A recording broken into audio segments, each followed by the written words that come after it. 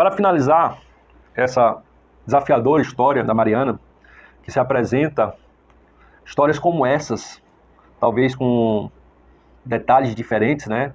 Mas com complexibilidades parecidas, podem se e apresentam-se hoje no seio da igreja evangélica no Brasil, não falo só da Assembleia de Deus, mas das igrejas evangélicas como um todo, e são verdadeiros Golias que se apresentam. E vem o desafio da igreja fazer valer o que Jesus falou. Vinde a mim todos vós que estáis oprimidos e sobrecarregados, que eu vos aliviarei. Aprendei de mim que sou manso e humilde. Tomai sobre vós o meu jugo, que é leve e suave. E vamos ver, irmãos, depois de 58 sessões de aconselhamento bíblico, né? Porque existe, quando você lê o primeiro capítulo desse livro e outros livros que eu vou recomendar, você vai ver que existe o aconselhamento secular, o aconselhamento cristão e o aconselhamento bíblico. O aconselhamento secular ignora completamente as escrituras e a existência de Deus. Já o aconselhamento cristão são cristãos que se formam na psicologia, na psiquiatria e lidam para... os cristãos passam a priorizar ser tratado por pessoas cristãs, mas são pessoas que aplicam toda a cosmovisão, a metodologia, a estratégia de tratamento secular. E não, inclusive, são impedidos de utilizar as escrituras em seus atendimentos pelo próprio Conselho de Psicologia. Eles são impedidos de usar as escrituras. Então, eles acabam aplicando toda a metodologia, né? Por exemplo, aqui tem uma parte do livro que fala o seguinte: psicoterapeutas que seguem Freud e seus herdeiros intelectuais acreditam que ensaiar as feridas do passado, juntamente com descarga emocional, capacita o aconselhado a dominar os seus traumas avassaladores. No entanto, essa abordagem não produziu cura em Mariana, pelo contrário, permitiu a intensificação de suas reações emocionais, por sua vez, multiplicaram seus casos interpessoal. Então, o aconselhamento cristão, muitas vezes, ele deixa de aplicar o texto sagrado, quando diz lá que tudo que é puro, tudo que é honesto, tudo que é de boa fama, tudo que é justo, isso pensai, né? E começa a aplicar filosofias e ideais desenvolvidos por homens como esse do Freud e seus herdeiros intelectuais, que conduzem as pessoas a reviver, a rememorar todas as experiências negativas do passado, com a perspectiva de trazer ao aconselhado um domínio sobre aquelas circunstâncias, né? E no caso de Mariana foi desastroso. Já o aconselhamento bíblico é aquele que acredita que as Sagradas Escrituras ela é suficiente. Ela tem todos os recursos que são necessários para tratar dos problemas da alma, do coração, do pecado, do arrependimento, do retorno a Deus, da santificação, da regeneração. Louvado seja o nome do Senhor. E após passar por esse processo do aconselhamento bíblico, ali no Instituto Bíblico de Aconselhamento e Discipulado, que ela foi direcionada, vejamos a página 60 como um breve resumo do que virou a vida da Mariana. Mas ela teve alta depois de 58 sessões, né? E vem o relato, agora posterior à alta que ela teve do processo do aconselhamento bíblico.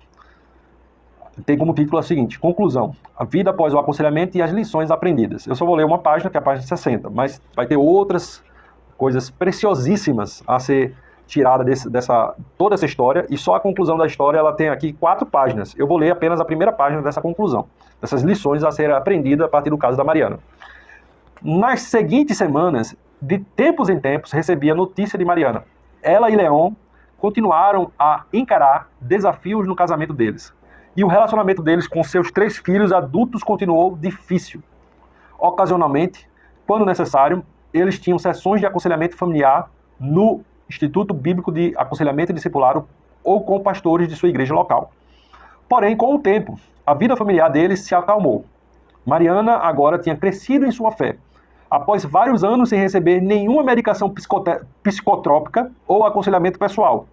A família não necessitara de ajuda externa já há algum tempo. Leon assumiu uma posição de empreendedor e contratou Mariana como sua assistente. A habilidade deles como parceiros conjugais melhorou muito enquanto trabalharam juntos por quase 2 anos. Ela provou ser um ajudante capaz para Leon, fazendo com que a habilidade dele em ouvir melhorasse significativamente. Eles também receberam um treinamento para serem conselheiros bíblicos e começarem a aconselhar casais juntos, através do Ministério de Aconselhamento de sua igreja. Atualmente, ambos estão trabalhando para adquirir a certificação em aconselhamento pela Nacional Associação de Conselheiros Noutéticos, que é outra forma de falar conselheiros bíblicos, né?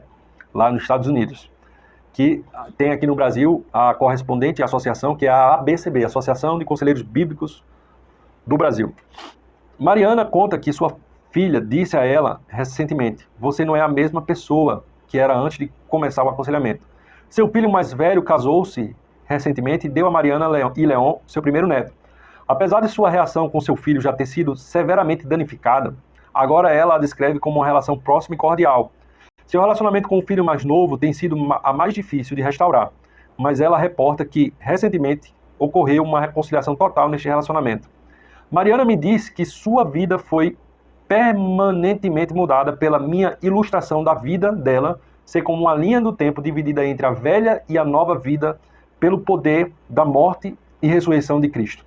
Antes do aconselhamento, Mariana se via como alguém permanentemente danificada por suas terríveis experiências na infância, impotente por ser qualquer outra coisa além de uma vítima indefesa. Ver a si mesmo como alguém vestida com a justiça de Cristo e ressurreta para uma nova vida fez com que Mariana tivesse esperança de que, ao depender do poder de Deus, ela poderia mudar os padrões do passado.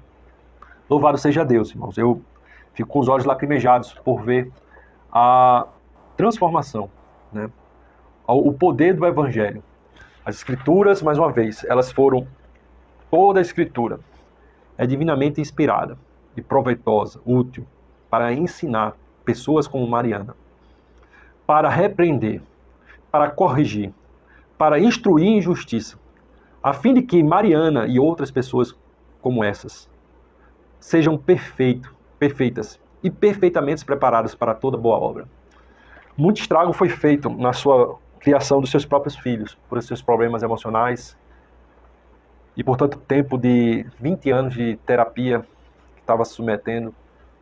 E nesse tempo seus filhos cresceram num ambiente inóspito, mas as Escrituras elas foram úteis e preparadas por Deus para não somente conduzir a Mariana a uma experiência de salvação, mas para corrigir, para instruir como andar como uma mulher regenerada, santificada, como viver uma novidade de vida, como deixar o seu passado para trás, como apagar as mágoas e os rancores e os traumas do seu coração por aquilo que Cristo fez na cruz por ela, como ela deveria liberar perdão, como ela deveria se posicionar como alguém que nasceu de novo, como alguém, normalmente vítimas de abusos sexuais, de traumas da infância, se sentem impuras, se sentem menores, se sentem indignas, mas como alguém que tem um alto valor ao ponto de que Cristo morreu pelos seus pecados, derramou seu sangue, comprou com um preço precioso do seu sangue, e se posicionar diante do reino de Deus.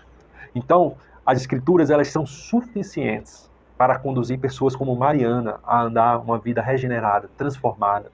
Elas são suficientes porque Cristo é suficiente. E nós, como igreja, precisamos ler as palavras de Cristo para pessoas assim: vinde a mim todos vós que estáis oprimidos e sobrecarregados, que eu vos aliviareis. Precisamos fortalecer essa convicção da suficiência das Escrituras.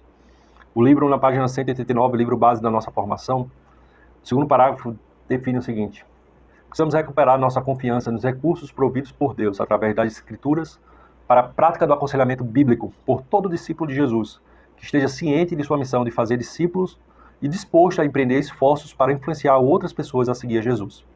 E a gente faz menção aqui o livro do John MacArthur, esse livro aqui, ó. Introdução ao Aconselhamento Bíblico, um guia de princípios práticos para líderes e pastores e conselheiros, John MacArthur. Livro fantástico, recomendo muito esse livro. Esse livro, ele teve o início a partir de um ponto de incômodo que o MacArthur passou na sua igreja, que ele foi aconselhar, biblicamente, uma pessoa que estava sendo acometida por depressão. E essa pessoa procurou a igreja, né? Só que ela não submeteu ao processo orientativo da igreja, de aconselhamento ali dos pastores da igreja. E mais na frente, aquela pessoa cometeu suicídio. E o sindicato, a Associação dos Psicólogos dos Estados Unidos, moveu uma ação contra a igreja para que a justiça proibisse as igrejas evangélicas nos Estados Unidos de oferecer aconselhamento, que tal prerrogativa dependia de um psicólogo credenciado, formado e credenciado, e não e não competiria aos cristãos, em nome da sua religião, da sua fé, da sua crença, estar aconselhando pessoas. E a prova era esse caso, que chegou o caso a ser levado a pessoa chegou a cometer o suicídio.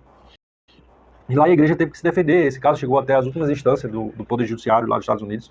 Foi um caso de repercussão na imprensa nacional. E o John MacArthur, a partir daí, começou a se debruçar nessa área e começou a ser autor de diversos livros na área. E ele traz uma defesa emblemática da suficiência das Escrituras e como a igreja precisa se posicionar diante do avanço da psicologia moderna no seio evangélico. Antigamente, todos os casos eram tratados pelos pastores, desde as obras dos puritanos do século XVI, século XVII.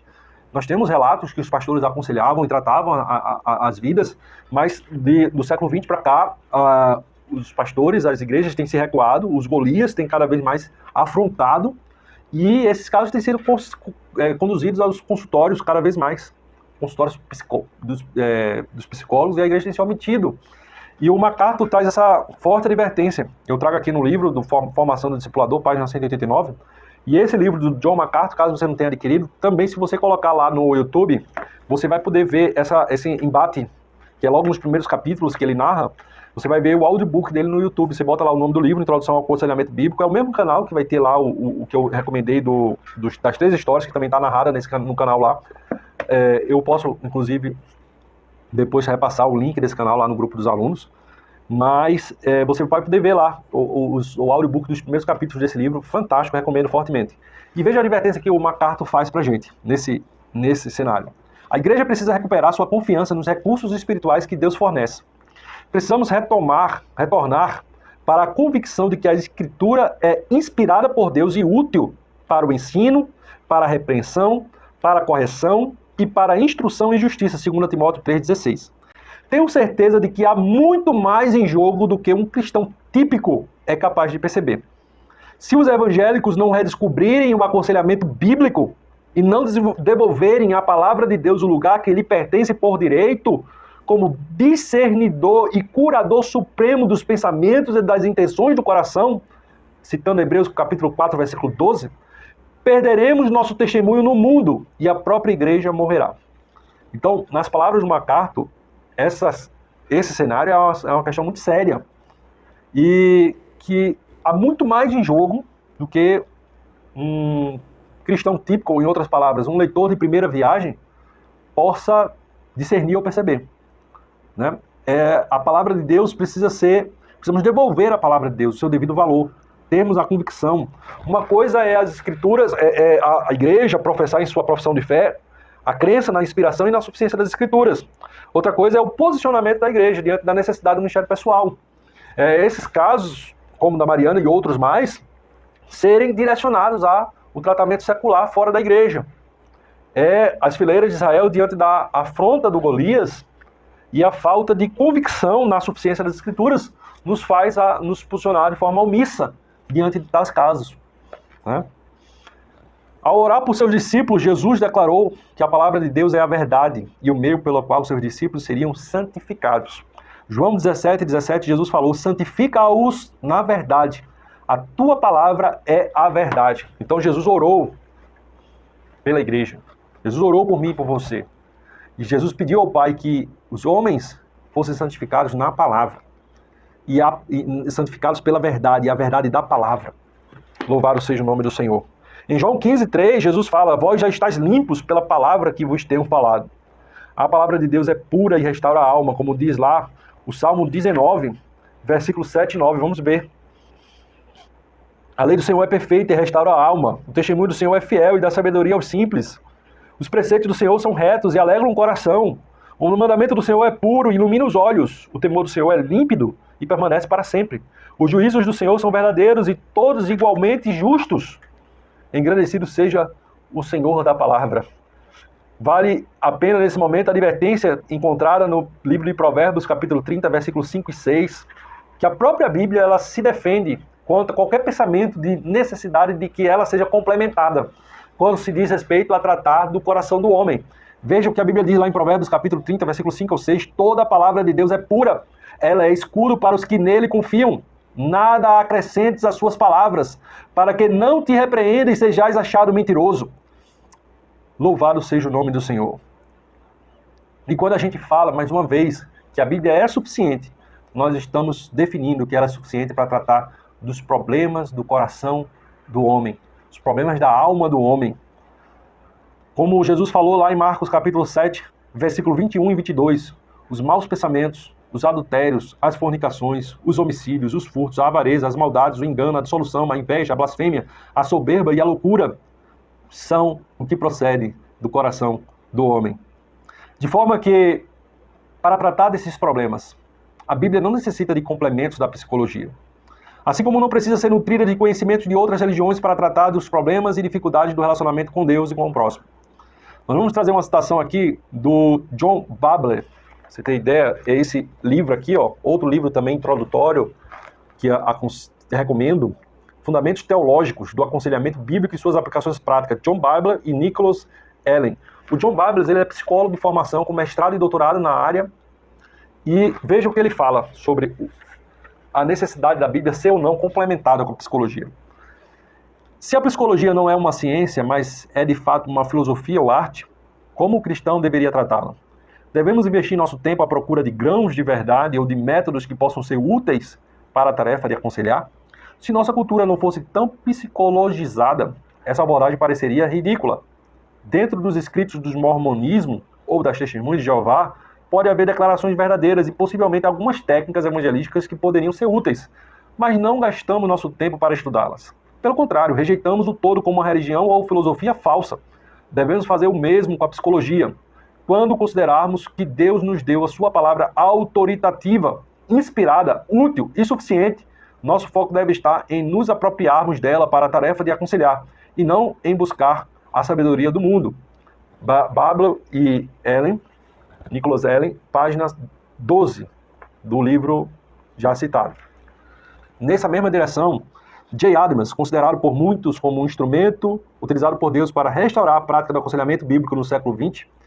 Aqui está o livro dele, um dos livros dele, ele tem vários livros, né? Mas esse aqui, ó, Teologia do Aconselhamento Cristão Mais que Redenção, de Adams, já um livro mais, não tão introdutório, mais mediano, né? Aconselharia, se começar com, vamos falar já da literatura, para indicar para quem queira, assim recomendo, né? Acho que os livros introdutórios poderia começar com esse, Aconselhamento Bíblico Cristocêntrico, Mudando as Vidas com Verdades Imutáveis de Deus, James MacDonald e Bob Kellerman. É uma coletânea de diversos autores, foi organizado, né? A editora Batista Regular, e foi organizado para que se visse como uma obra introdutória, mas muito boa, muito profunda, com uma qualidade imensa. Tem aqui 28 capítulos, dividido por temas, né, escrito por autores diferentes, e recomendo começar por essa obra. Esta obra do John Babler e Nicholas Allen também é uma obra introdutória. Introdução ao Aconselhamento Bíblico do MacArthur, também já falei, é uma obra introdutória muito boa. Instrumentos na Mão do Redentor, do Paul David Tripp, eu vou falar desse livro, mas também é uma obra introdutória. Obras intermediárias, eu diria que seria essa, Teologia do Aconselhamento Bíblico, do Rhett Lambert, e Teologia do Aconselhamento Cristão. Então são obras mais intermediárias, né? Essas aqui são obras mais específicas, mas também muito boas. Ir Arrancando o Mal pela Raiz, Guerra de Palavras, Paul David Tripp, um livro que me ajudou muito, e O Coração do Vício, também já passamos a recomendação para os alunos, para ajudar no tratamento dos que lutam contra os vícios, né? Mas desses livros introdutórios, eu poderia destacar que o livro que mais marcou e mais foi significante na minha vida foi, de todos os livros que eu já li, se ele não está se não é o primeiro, ele está entre os 3 primeiros, que mais marcou, que mais impactou, que mais significou na minha vida ter lido, foi esse livro aqui, Instrumentos nas Mãos do Redentor. Um livro fantástico, muito bom mesmo, do Paul David Tripp. A partir desse livro eu comecei a tentar comprar todas as obras, todos os livros que eu tivesse acesso, comprar desse autor, Paul David Tripp. É um autor dentro do movimento do aconselhamento bíblico, né? Como eu disse, existe o movimento do aconselhamento cristão, autores que escrevem dentro do movimento do aconselhamento cristão, e o movimento do aconselhamento bíblico, autores que escrevem com a confiança e a convicção da suficiência das Escrituras. E esse livro, como eu já falei, eu recomendaria desses livros introdutórios que eu falei, aconselhando em casos difíceis, você pode muito bem começar por ele, porque ele tanto é um livro introdutório, como ele é um livro intermediário e avançado, porque vai tratar casos extremamente difíceis, mas com a linguagem prática, mostrando como foi que a pessoa chegou, quais foram os princípios aplicados, como foi que se desenrolou o aconselhamento, qual foi a reação, quais foram os fracassos, quais foram os progressos, e vai solidificar ainda mais essa convicção da suficiência das escrituras. Então eu recomendaria começar por eles, por esse aqui, aconselhamento em casos difíceis, e em seguida vir para esses aqui que são mais intermediários, o da Batista Regular, Aconselhamento Bíblico Cristocêntrico, John Bibler, Fundamentos Teológicos do Aconselhamento Bíblico, John MacArthur, Introdução ao Aconselhamento Bíblico, e Instrumento da mão do editor Paul David Tripp. Está aí uma literatura introdutória e que eu já passei, já li todos esses livros e recomendo. Quem me indicou esses livros, quem fez essa sequência de literatura a ler, foi um conselheiro bíblico credenciado na Associação Brasileira de Conselheiros Bíblicos. Eu tive a oportunidade de participar do módulo 1 da formação da Associação Brasileira, lá em João Pessoa, e a partir desse contato ele me prescreveu essa sequência de livros, e eu estou agora ao ponto também de prescrever, de recomendar a leitura desses livros dentro dessa área do aconselhamento bíblico.